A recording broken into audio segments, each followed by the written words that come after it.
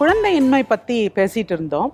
So குழந்தையின்மையுடைய முக்கிய காரணமான முட்டைப்பை பிரச்சனைகள் பற்றி இன்றைக்கி பார்க்கலாம். ஸோ எல்லாருமே பிறக்கும்போது 2 முட்டைப்பைகளோடு பிறக்கிறோம். 2 முட்டைப்பையிலையுமே சேர்த்து 2 லட்சம் முட்டைகள் ஒரு பெண்ணுக்கு பிறக்கும்போதே இருக்குது. அப்புறம் அது கொஞ்சம் கொஞ்சமாக குறைஞ்சிட்டு வந்துட்டு அந்த மெச்சூரிட்டி ஆகும்போது ஒரு பர்டிகுலர் குவான்டிட்டி இருக்கும்.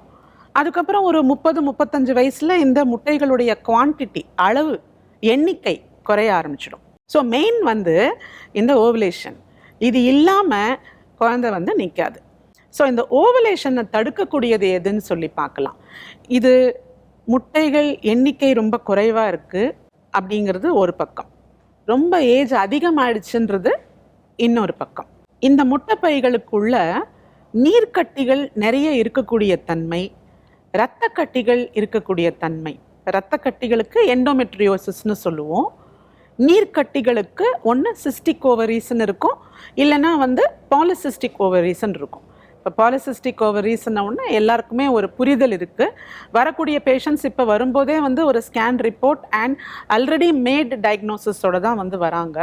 அந்த ஆல்ரெடி மேட் டயக்னோசிஸில் அவங்களோட ஸ்கேன் ரிப்போர்ட்லேயோ இல்லை யாரோ ஒரு ப்ரிஸ்கிரிப்ஷனில் அது இருக்குது, அவங்களுக்கு பாலிசிஸ்டிக் ஓவரீஸ் இருக்குதுன்னு சொல்லியிருப்பாங்க. இந்த பாலிசிஸ்டிக் ஓவரீஸோட தன்மை பற்றி நம்ம ஏன் கொஞ்சம் உன்னிப்பாக கவனிக்கணும் அப்படின்னா, one of the major reasons for infertility, pregnancy loss ஆகிறதுக்கு பாலிசிஸ்டிக் ஓவரீஸ் தான் காரணம். ஒரு 30-40 வருடங்களுக்கு முன்னாடி பாலிசிஸ்டிக் ஓவரீஸுடைய எண்ணிக்கை உலக அளவில் குறைந்த அளவில் தான் இருந்தது.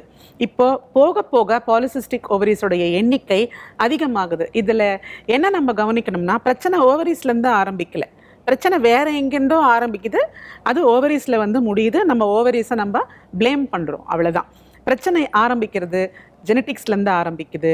என்வாயன்மெண்டல் ஃபேக்டர்ஸ், நம்ம சாப்பிடக்கூடிய பொருட்கள், நாம் உடம்பை எப்படி வச்சுருக்கிறோம், அந்த உடல் பருமன், உடற்பயிற்சி இல்லாமல் இருக்கிறது, உணவு அதிக அளவில் எடுத்துக்கிறது, நிறைய என்ன சொல்கிறதுனா இடிசி அப்படின்னு சொல்லுவோம். அதாவது எண்டோக்ரைன் டிஸ்ரப்டர் காம்பவுண்ட்ஸ். இதெல்லாம் நம்மளையே அறியாமல் நம்ம சுவாசிக்கிற காற்று மூலமாகவும், சாப்பிட்ற உணவு மூலமாகவும், குடிக்கிற தண்ணி வழியாகவும் பிளாஸ்டிக் அண்ட் ரிலேட்டட் காம்பவுண்ட்ஸ் நம்ம அறியாமல் நம்ம அது உள்ளே போயிட்டே தான் இருக்குது. இது நம்ம உடம்புல நிறைய டிஸ்டர்பன்ஸஸை ஏற்படுத்துதுன்றது மறுக்க முடியாத உண்மை. ஸோ இப்போ இந்த மாதிரி இருக்கிறவங்களுக்கு என்ன ஆகும் அப்படின்னா, இந்த கருமுட்டை பைகள் ரெண்டும் நல்லா வீங்கி போயிடும். அந்த வீங்கி அந்த தோல் ரொம்ப தடிச்சு போயிடும். அது உள்ளே இருக்கிற கண்டென்ட் எல்லாம் ரொம்ப வீக்கமாக, ஸ்ட்ரோமல் கண்டென்ட் வீங்கி போயிடும். உள்ளுக்குள்ளே இருக்கிற எக்ஸ் எல்லாம் ஃபுல்லாக ஒரு மணி மாலை மாதிரி கோத்துக்கும். அது ஸ்கேனில் எங்களுக்கு தெரியும். பிளட் டெஸ்ட் பண்ணி பார்த்தா அங்கே பயோகெமிக்கல் பேராமீட்டர்ஸில் தெரியும். ஹார்மோன்ஸில் மாறுதல்கள் தெரியும்.